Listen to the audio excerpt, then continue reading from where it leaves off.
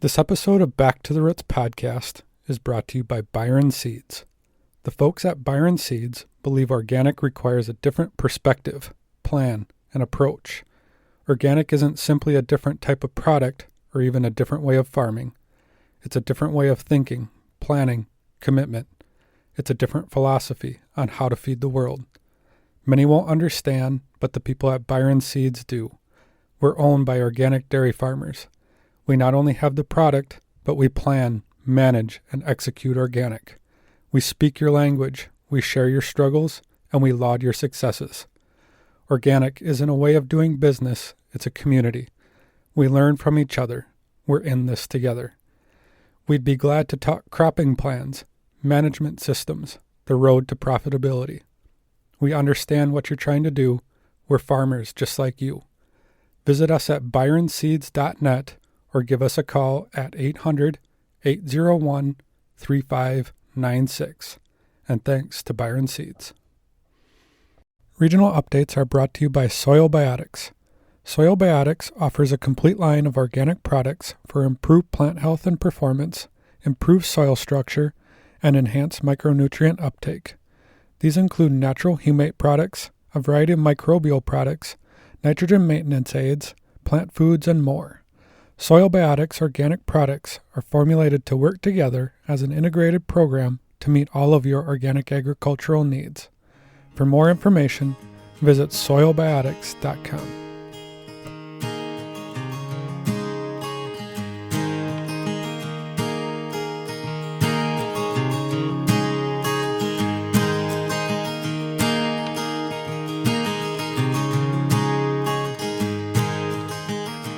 Well, hi there. It is Melissa from northeastern Wisconsin here.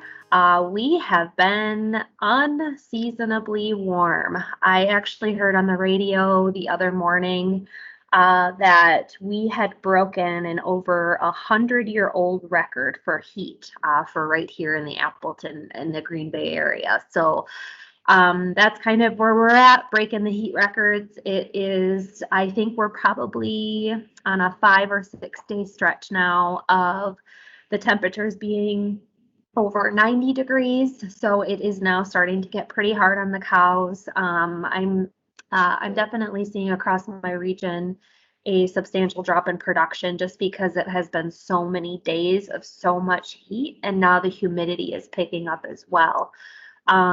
So we're a little bit concerned about that.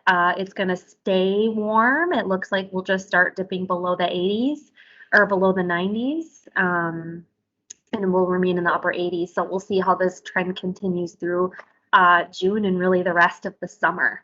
It would be normal here to see these temperatures getting into July or August, but it's a little bit unusual here in the upper Midwest to see above 90 for so many consecutive days in our area. So as far as other things, I've been hearing reports around the country about the cicadas. We don't have that going on here, but our fly pressure is just in the beginning stages. So we'll see how that comes about. We are starting to become very dry for the most part here in eastern Wisconsin. It's really been hit or miss. Some folks have just been surface dry, but if you were to dig down below surface level, you'd find some good moisture. But now we are starting to see pretty much across the region a lot more drying. So we're definitely concerned about our second, third, and fourth cuttings coming into the remainder of the year. And also I'm curious to know if this will start slowing down my pasture growth. So far, everything has been excellent. It's been wonderful. Just as it had gotten a bit dry, we would get some rain, and it had been a cycle that continued the last several weeks. But that heat is really catching up with us and definitely starting to raise some concerns as it is across the country. Kind of a funny joke. I was telling someone not in ag the other day. I was on a conference call for another organization, and I had been telling the story that here in northeastern Wisconsin, you could at any point in the fall or winter throw negative 30 degrees at us. You could throw wind chills like that at us, and we are prepared. We've got the buildings, we've got the equipment, we've got everything needed to weather through, if you will, pun intended, to weather through those very cold temperatures. But when you start to throw many hot days in June at us, when we're trying to cut hay and finish up planting and also start cultivating row crops, it gets a little trickier. We don't tend to see this. So we're hanging in there and just very curious on how the remainder of the season goes. How was your first crop hay? First crop hay was phenomenal yield wise. Honestly, on my farm here in East Central Wisconsin, I am on a little bit heavier ground, so I didn't see quite the dryness that a lot of the rest of my region maybe saw, where they're on a bit lighter soils, but also just didn't get rain. But as far as yield, and this might goes for our hay ground, but also the pasture ground, it has just been phenomenal what is out there. We don't yet know how that's testing. I have heard this very interesting situation where there had been some testing done by someone I know that works in the industry, and they had said that it has been a strange first crop in that some testing they had done had come back lower in protein than normal and higher in sugars than normal. So basically flipping our first crop quality, which again, we'll see how that remains throughout the season, but just kind of an interesting situation. And I think that's really just due to the weather fluctuations we've had. And we've had a lot of sun and it's been really nice. So I think we might see more energy. I don't know. We'll see. The other question is cicadas. What's up with that? Well, so I had heard that we are going to, in the Midwest, experience our big cicada hatch is going to happen in 2023 or 2024. We don't have that. We have our flies starting, the horse flies are starting, and the mosquitoes are starting. So those are the pests that we will start to deal with and that really start to bother us. But I've heard that, and Mike, correct me if I'm wrong, I've heard that cicadas are even just bothering cows. They're just driving them crazy in the southern areas, in the eastern part of the country too. I'm going to have to try to find out because I have not heard anything about that. But evidently there was this massive hatching, right? Like this so many year hatching that happens, and they're just driving livestock and people bonkers. But we don't have them here. Our hatching, like I said, will come in the future. So is that like a 17-year cycle? It's super long. I think it is. Yeah.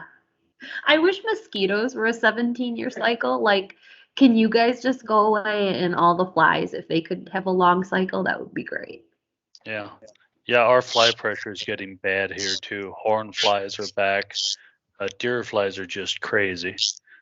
But it's been a very, very nice grazing spring here and a phenomenal first crop. If you got it made, there was about a 10-day window. And if you missed that, you have very clean washed hay. Yeah. The row crops up here, and I'm speaking organic, well, the conventional row crops look awesome. They've been in for some time already. Of course, they put their seeds in many weeks ago because their seed can sit there and they have the triple stack genetics and everything that it's fine and it won't rot. And it took so long for our ground to warm up that a lot of folks that I know have just even been planting just in the last few weeks or the last month.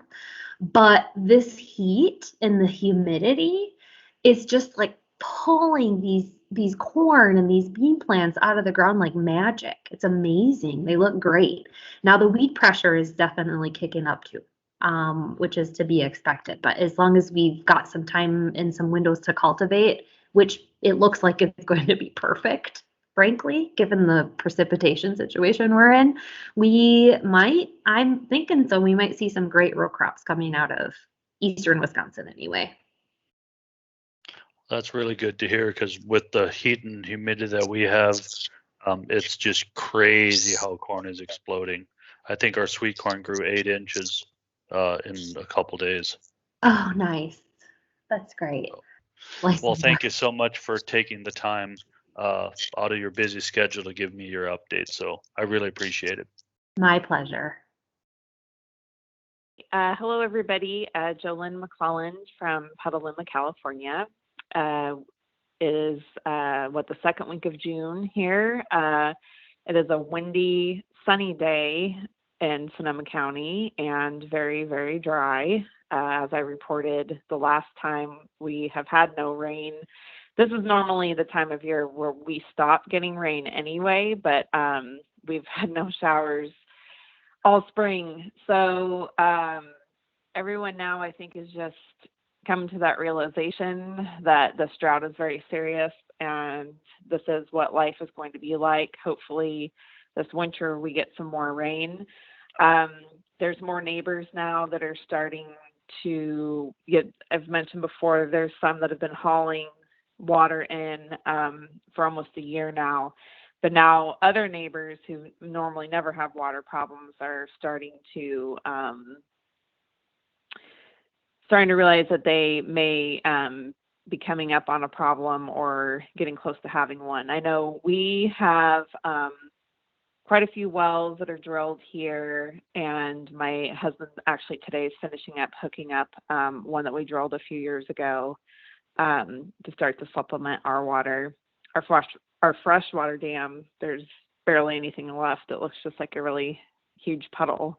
Other than that, schools in the area are all getting out of school. My kids, tomorrow is their last day, which will be nice because then they can turn their entire focus to their 4-H projects and getting ready for a couple local shows that they get to participate in this year, which they're excited about.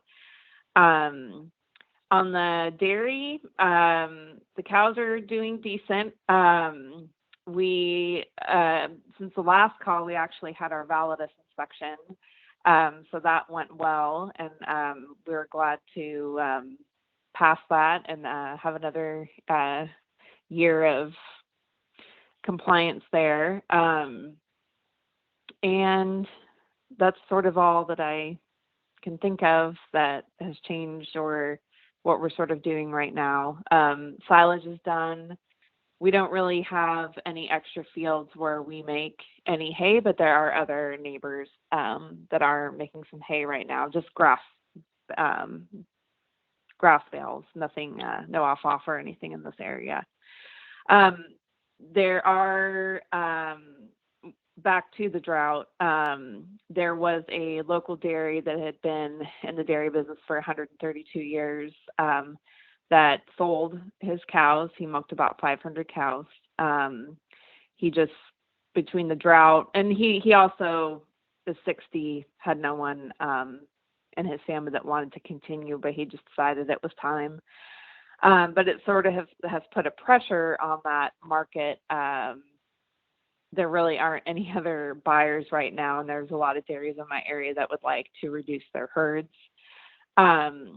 So that's been a challenge for some. And then there's also, of course, a lot of heavy culling going on, and that truck fills up extremely fast. You have to let him know, where I could tell him maybe the day before, hey, we have 1 or 2. You have to let him know like a week in advance now.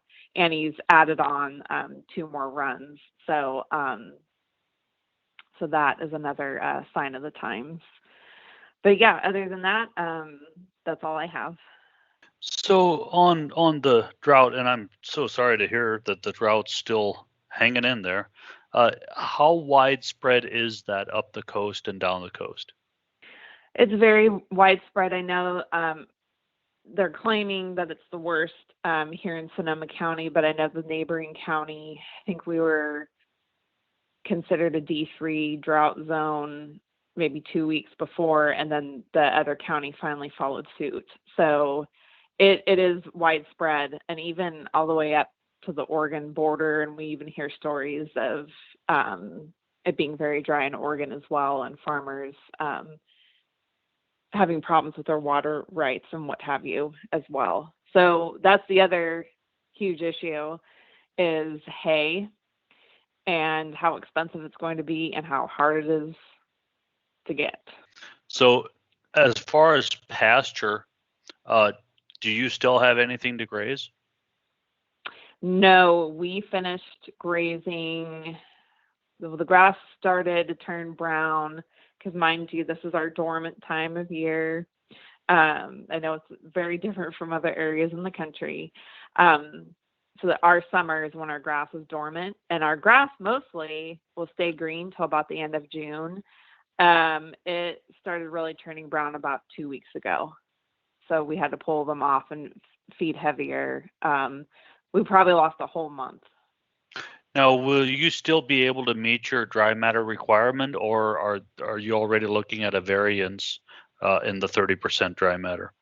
Us on our farm, we were able to eke by at the bare minimum and make it. But there are neighbors who have applied for the variance. So was your silage crop a decent crop, or was it like half, or how was that? This is my husband's area, but yeah, the numbers were lower, but I think he said the quality was decent. Mm-hmm. And I've sort of heard that from a couple different, that farm that I mentioned that sold out, he said, and the type of soils that he has, because he's has more sandy soils, that he actually has better silage when there's a drought than when it gets too wet. So Go figure. Everyone kind of has little different microclimates that they all have to manage around. Well, Jolynn, I really appreciate the update here, and I'm sorry to hear about the drought. We'll keep praying for rain for the West Coast and wherever they need it. So I really appreciate you taking the time. I find it so intriguing with the weather, different weather all over the country. So thanks so much for your update. Thank you. On your April report, you mentioned that it's dry. You're behind on moisture. How has the moisture been this year? So it's actually overall balanced out. I am not certain where the water table is exactly at this moment. I haven't checked it regularly enough. But it has been sort of one of those magical seasons where, I mean, we started out and I was so worried by the lack of moisture, and yet the grass was ahead and continued that way. And I even was worried that with the rain that came, that we were going to be behind on, cutting for quality, just because I have some rotator cuff injury and have had to essentially not be working, and so we got behind with the machinery and things like that. And but Dad says that what's coming down is still actually pretty good quality, and it's not just a good size, it's really dense. There's a lot there, which is great. So like last year there was a field where the first cut we took off, we got 3 loads into the bagger. And this year that same field had 12 loads. So, exponential growth, which is just fantastic. And such a relief. and still good quality, not just quantity. He says, I have not been mowing like I normally would. I normally am the mower, and I have not been able to do that. So I'm not as up to date as I would like to be. It's kind of driving me nuts, actually. But yes, from what he says, it is still, the balance between quantity and quality is actually still good. That's great to hear. I'm suspicious that it will start to waver a bit, just because, it grows. So we did get another rainstorm last night, and you know how it gets, it can get away from you in a couple of days. So, I'm suspicious the balance will start to tip a little bit as we move through the next few weeks. But having gone from not having enough feed Having more than enough we'll take it, I guess. That's the farmer's dilemma, right? You sort of just, you do the best that you can with the situation you have, and hope for the best. Yes. And how has your production been with this spring? And also, have you had a good grazing spring? Yes, actually, we we had to let the cows out earlier than we normally would because of being almost running out of feed, and would have run out of feed if the grass hadn't been where it was. And so we were a little concerned about turning them out, but we did, we eased them into it. So we did, 2 hour and then 4 hour and then 6 hour, and then went to over, all day, 24 hours, over the course of a week and a half or 2 weeks, maybe even. And it's looking great, and they're doing really well. Their body condition looks good. And our production is really great. So again, just one of those things where I guess I borrowed trouble before I needed to, and we're just really relieved that it's all playing out the way that it is. Now, you don't raise any corn yourself, but are there people in your area that raise corn? Not really. There's a couple of people that do some corn across the border in Massachusetts. Yeah, there isn't anybody locally to us that does corn. We just have a really weird, topographically, it's really hard to do corn here. There's lots of corn growing that happens in Addison County up in more northern Vermont. And I think that they are still behind on moisture. And so I'm not sure where the corn growers are at. That's something I would have to check on. So is all of your first crop in already, or you still have some to make? Oh, we still have so much to make. Okay. So much. But we're steadily making our way through it. We're not normally done with first crop until the first week of July sometimes. Okay. So I did not realize that you were that far behind us. Regionally, we are. Well, I'm looking at a field from my office window that second cut will probably be made in 10 days. Oh wow! Yeah, nope. We're quite behind you.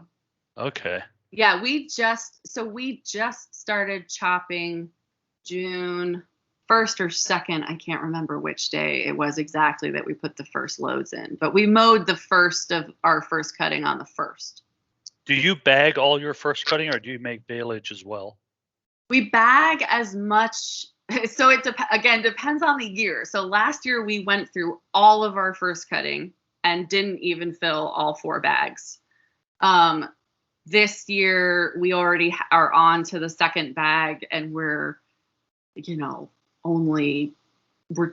hardly gotten into the fields. So my guess is that we will fill the 4 bags off of, maybe even the first half of our first cut, and then we'll do first cut, some dry, and probably some baleage, and then we'll try, have that to sell if necessary.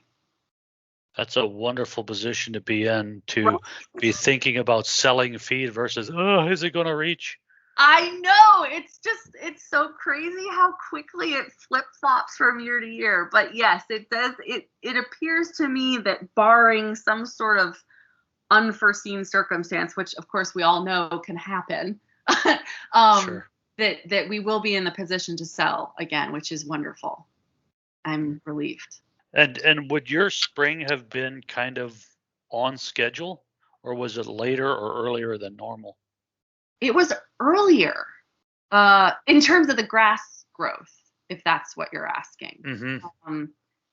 Which again was one of those really strange things where the moisture was behind, but it came at just the right times when it came, so that the grass was ahead of where it normally was. We put the cows out, I want to say almost a week earlier than we normally can.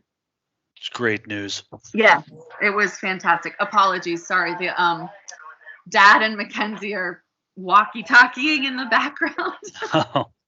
Well, that's what happens on a farm, right? I know. I keep it on in the house just to make sure that if something comes up, I could, need to run out, I can. It's killing me to not be out there, but yeah. I have torn rotator cuffs too, so I know exactly what you're dealing with. Oh God, it's not my favorite. No, then it just always hurts. Yes. And I feel so useless, as a farmer. I think about it, how much I use my body or rely on my body, but then when something happens, you're just like, oh my God, I really need that to work. Mm-hmm. But thankful that we're in a position where, I think that's, again, one of the amazing things about Organic Valley and their support of the Dairy Grazing Apprenticeship Program is, we have an amazing apprentice here, and he's incredibly capable and excited and ready to work. And so I actually can, take the time I need to try to heal this so it doesn't turn into something that needs surgery. So really thankful for that. As frustrating as it is, it could just be such a worse position. Well, Abbie, thank you so much for your time. I know at this time of year to ask people to take the time to record with us, I feel guilty every time I do it. But thank you so much. I'm really looking forward to hearing how the rest of the country is doing. But I really appreciate your report. Of course. Thank you so much for having me. Hello, everybody from Ohio on a warm, sultry summer day. This is, of course, the 1st of June. I think I talked last, the 1st of April. We had a beautiful spring. It was cool, and the flowers were just gorgeous for a long time. And it was kind of on the dry side, which was great to get our spring planting done, and also our first cutting hay. We did that around the middle of May, and we had a beautiful 2 weeks. We were on the early side, because we like to get our first cutting done early. It's better quality for the cows. We make our first cutting all as baleage. We rented a wide, I think it was 24 feet wide sickle bar mower that the mower is in front of our horses. So that was interesting for us to try. But we also, with that ability, we mowed a lot for horses, probably 35 acres. Then when we went to bale it, our son is 15, and we were planning to use it 2 days to put up this hay.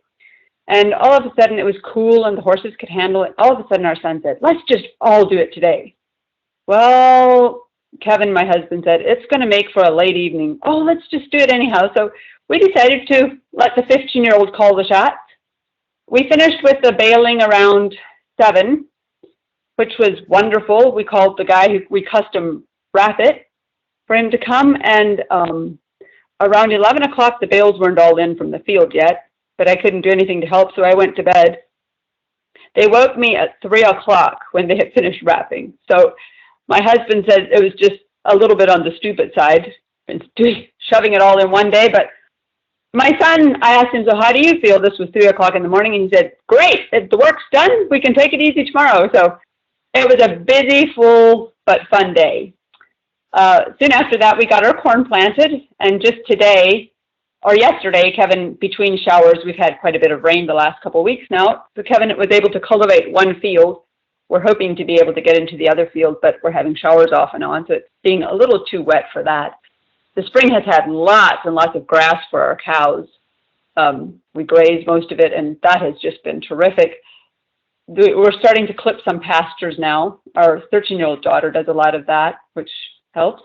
In the gardens, we're enjoying lettuces and radishes right now. We've got our large gardens planted and trying to control the weeds. I do a lot of mulching with compost to try and help keep the weeds down. I also did strawberries. I don't raise my own. Well, I try, but I'm not too successful with my strawberry patches the last year with disease.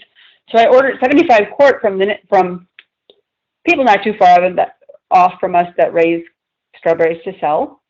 So last night after chores, I came in and I did, I think probably close to 40 pints of strawberries jam, and it didn't set. Those of you that make strawberry jam, it didn't get thick. So I was not very happy. This afternoon, I had to try and redo it. So hopefully it'll set this time. If not, I guess we'll have runny jam, which isn't great. Our youngest son is 8, and one of his hobbies has been trying to keep the rat population down here on the farm. We raise corn, and so under the corn crib, the rats burrow, and he's got certain sheets of metal that he likes to lift. to get the rats. And he had this one cat. Her name was Mary. He had her trained if he would, in the morning, if he would help chore around and it was still dark, he would take a headlight and he'd go up and he'd lift the metal sheet and the cat would be smart and she'd dive under there and catch the rats. He was so excited about this. One morning he caught 5 rats and we pay him $1 per rat. So he was really excited about this. And yesterday morning, tragedy of tragedies, Mary was hit on the road. And oh, he was so disappointed. That was the only cat that he thought was smart enough to train to catch rats. So we were all kind of disappointed that we lost poor Mary. But this morning he decided to go choring again. And I said, you might try one of the other cats. He came back all discouraged. They're just too stupid. So I said, try Sparkle. She's kind of young. And he came back with the biggest smile on his face. Sparkle saw the rat and she caught the rat. So he has a new rat cat. So we were happy about that. We're still missing Mary, but I think it will help with the loss if Sparkle will step up to the plate and help him with control the rat population. Other than that, things are just busy like they usually are during the summer. April and May are definitely our busiest months here on the farm. But it's also a fun time of working together and getting the harvest in.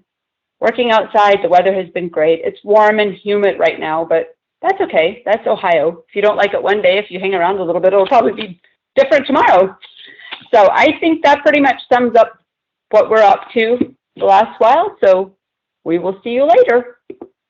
Yeah, I just wanted to mention, Ann, that you were talking about the haymaking day, and I was lucky enough to shoot some drone footage and post a haymaking video of that day, and it is on the Back to the Roots YouTube channel.